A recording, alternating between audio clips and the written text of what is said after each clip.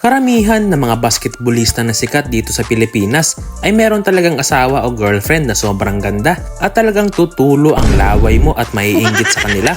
Kaya sa video na to ay pag-uusapan natin ang girlfriend o asawa ng ating mga Gilas players. At mapapasana all ka na lang talaga sa girlfriend ni Carl Tamayo.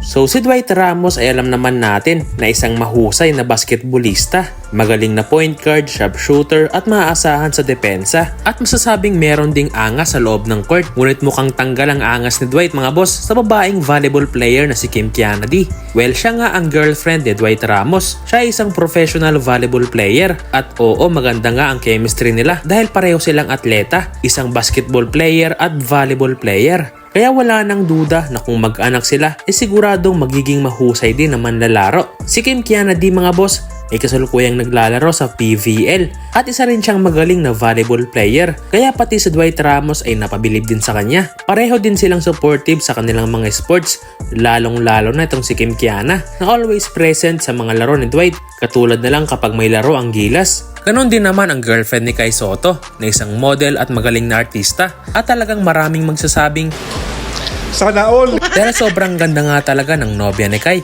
At ang babaeng ito mga boss ay nagangalang Riri Madrid. Si Kai Sotto ay may height na 7'3" at ang kanya namang girlfriend na si Riri ay may height na 5'9". Kaya sigurado kung magkatuluyan man sila at magkaanak in the future ay sigurado magiging 7-footer din yan mga boss. At baka magkaroon pa tayo ng Kai Sotto Jr. Pero bago pa man mapabalita itong si Kai Sotto sa girlfriend niya ngayon, ay nauna munang mapabalita na ang girlfriend ni Kai noon ay si Fifi Sharma na isang professional volleyball player. Pero nagulat ang lahat na mag-post si Kai ng mga pictures na magkasama sila ni Riri Madrid. Pero meron ba kayong napansin mga boss?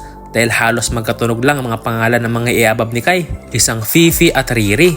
Kaya baka ikaw na ang susunod, Sisi.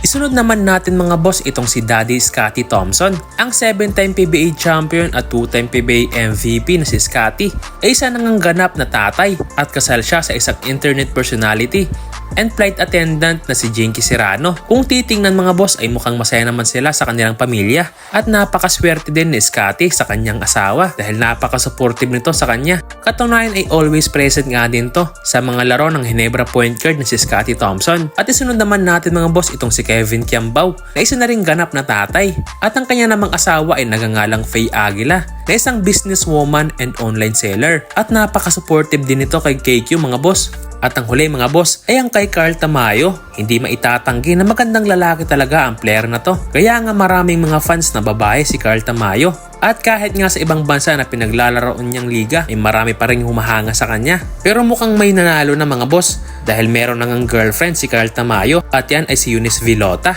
Madalas nga silang makita na magkasama kaya mukhang wala na talagang pag-asa ang mga nangangarap dito kay Carl Tamayo.